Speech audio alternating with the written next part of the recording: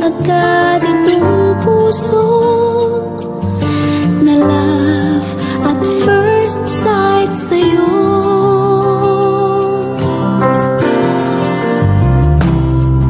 Ngunit sa'yo'y may nalaman ako, mayroon na raw ibang... Tama ang desisyon ko na pigilan ang nararamdaman ko kay Juan. Dakila ang pag-ibig ng tagabantay kay Rosario. At hindi ko mahihigitan yun kailanman.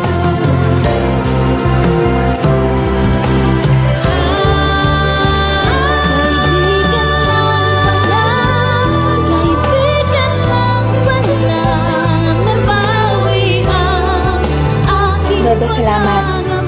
Alam ko na hindi naging madali ang pinagdaanan mo para iligtas ang buhay ko.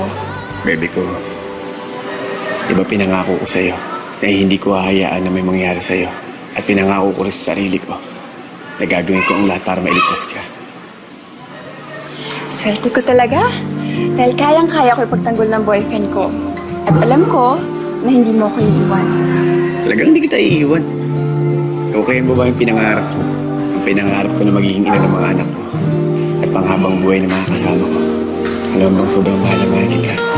At hindi kita iiwan. Pinapangako ko sa'yo. Naniniwala ka ba? Naniniwala.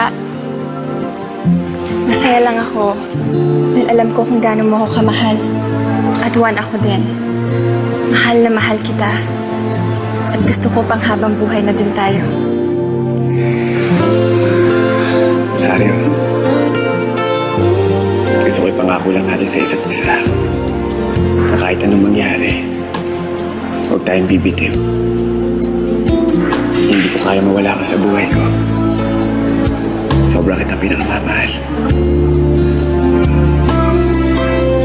At kahit ano pa ang iyong nakaraan, mamahalin kita maging sino ka man. Mahal kita pagkat mahal kita. Ang nakatakdang mag-iisa kung nagaganapin akta, tanging ang pagmamalaking sa pagkaos ang dibdib. Bebe, manood muna tayo. Nais ang pagpapalay sa ukas ng isa ang araw dito. Naalala ko pa nung Alam mo, Rosario, gusto ko pag kinasal ako, yung parang ganito lang na. Kasal agad? Bakit? Juicy ba? Eh, akala ko ba sabi mo dati, gusto mo ko na rin masama pang habang buhay. Oo. Kaya nga sabi ko sa'yo, pag tayo nang kinasal, kung ganyan lang, wala masyadong bisita, wala masyadong arte. Bakit naman? Diba nga yun yung pinaka-espesyal na araw para sa dalawang taong nagmamahalan? Espesyal na nga.